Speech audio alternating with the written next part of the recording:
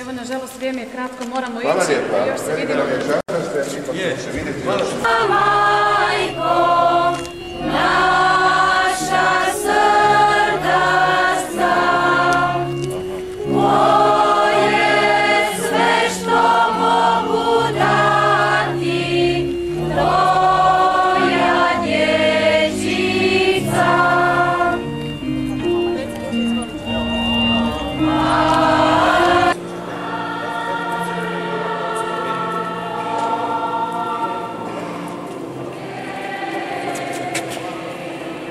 Katolička i uvijek je tuda.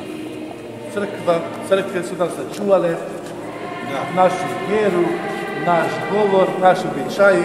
Evo imamo čast vas, svi dragi gosti među nama i baš u mjesecu svibnju pod Čačkem. Često vode su naši ovdje, pa tako neko ostane.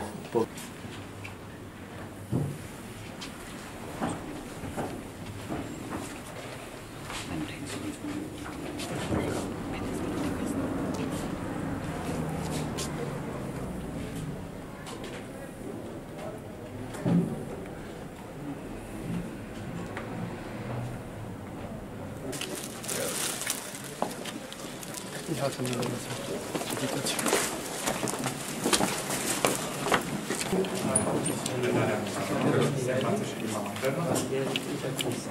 Ima kao obavezni.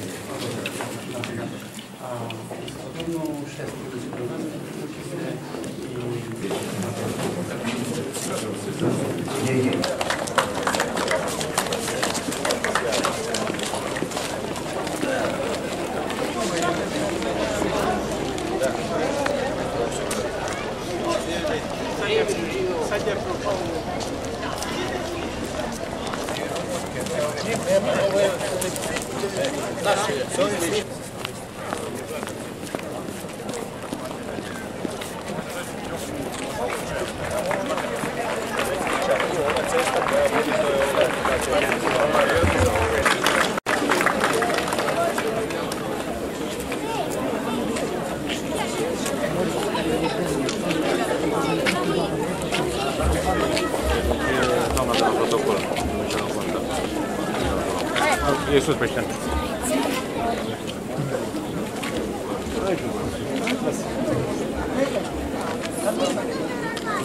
Buona.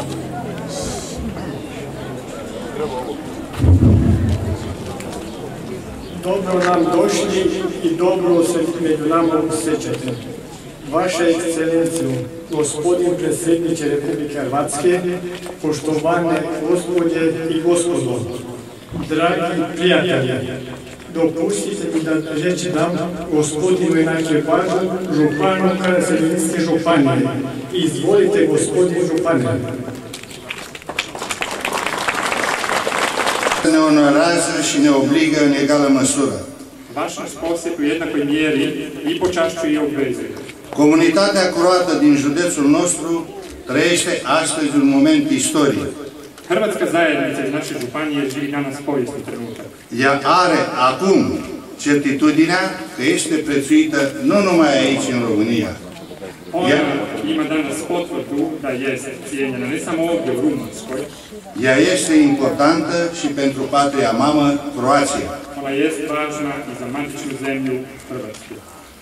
Este mai ușor să crești într-un mediu în care ai rădăcinile de veacuri. Lakše je rasti u sredini u kojoj tvoji korijeni. Este mai greu să crești într-un mediu străin, să te integrezi, să înflorești, să rodești. Teže je rasti u stranoj sredini u kojoj se moraš integrirati, u kojoj cvateš i u kojoj rodiš rodom. Seamănă, dacă vreți, cu eroismul și dârzenia arborilor singuratici, crescuți pe stânci, care se împotrivesc tuturor furtunilor. Slično je to, ako hoćete, junačku i drskosti usamljenih stabala koji rastu na kamenu i brane se od oluja. Odată cu creșterea, consolidează terenul, îi conferă stabilitate prin rădăcinile lor. Jednom izrasli, ta stabla učvrstuju tlo, pružaju mu stabilnost sa svojim korenom. Comunitatea croată din Banatul Montan are acest merit. Hrvatska zajednica iz Gorskog Banata ima tu zaslugu. A întărit suportul pe care s-a altoit. Ona je učvrstila tlo na kojem je prisađena. Atât de impresionantă este dârzenia dumneavoastră, încât ne-ați convins da vam se divimo, da vas cijenimo i da vas štitimo. Banatul, pe lângă alte trăsături, este recunoscut pentru armonia și toleranța cu care i-a îmbrățișat pe aceia care s-au stabilit aici. Banat, pored drugih osobina, je poznat po tome i priznat kao slavno mjesto tolerancije u kojem su bili zagrabljeni svi oni koji su pristigli ovdje i odlučili živjeti. Conviețuirea este un dat firesc, nu este rezultatul unor eforturi de cucerire. Suživot je prirodna datost, nije rezultat napora poslanja. Suntem convinși că ne-ați fi vizitat cu aceeași devoțiune și dragoste și dacă membrii comunității croate din Banat nu ar fi fost mândria noastră. Uvjereni smo da biste nas bili posjetili s istom ljubavlju i otvorenošću, iako članovi naše zajednice iz Banata ne bi bili naš ponos i naša dica.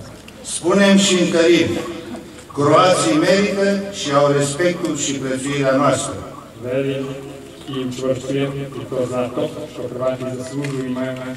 Zbog toga što naše sredinimo izvršno ponosnu zajednicu, radimo pun zanosa i s otvorenom europskom razvoju.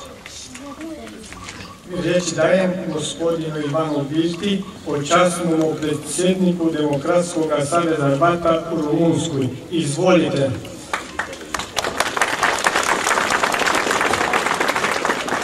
Gospodine predsjedniče, gospodine župane, vaše ekscelencije, dame i gospodo. Mi rumunski Hrvati sačuvali smo svoju rimokatoličku vjeru, gojili smo naš hrvatski jezik, održali prastare običaje i narodne nošnje donijete iz matice.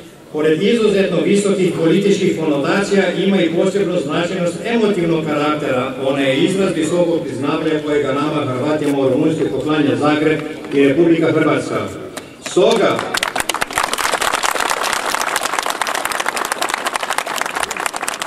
vi gospodine i susjednim selima otvarate novu stranicu u dugoljudnoj povijesti rumunskih Hrvata, povijest u kojoj vi zaslužite posebno mjesto.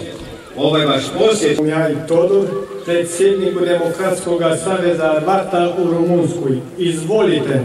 Gosti, poštovane gospođe i gospodo, dragi prijatelji, nađi se danas u rodnom Klopotiću u ovako uvaženom društvu i ispred ovakvog velikog broja Hrvata je osobita, gotovo jedinstvena prilika i izuzetna čast.